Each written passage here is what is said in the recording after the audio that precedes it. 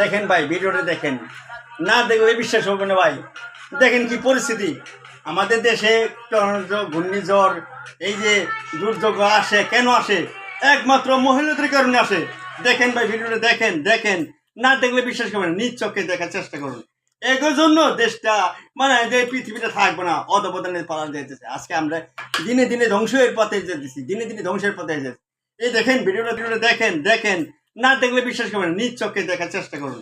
এগুলোর জন্য দেশটা মানে যে পৃথিবীটা থাকবে না, অধপতনে পালন যাইতেছে। আজকে আমরা দিনে দিনে ধ্বংসের পথে যেতেছি, দিনে দিনে ধ্বংসের পথে যাচ্ছি। এই দেখেন, ভিডিওটা দেখেন, দেখেন, না দেখলে বিশ্বাস করবেন না, নিজ চোখে দেখার চেষ্টা করুন। এগুলোর জন্য দেশটা মানে যে পৃথিবীটা থাকবে না, অধপতনে পালন যাইতেছে। আজকে আমরা দিনে দিনে ধ্বংসের পথে যেতেছি, দিনে দিনে ধ্বংসের পথে যাচ্ছি। এই দেখেন, ভিডিওটা দেখেন, দেখেন, না দেখলে বিশ্বাস করবেন না, নিজ চোখে দেখার চেষ্টা করুন। এগুলোর জন্য দেশটা মানে যে পৃথিবীটা থাকবে না।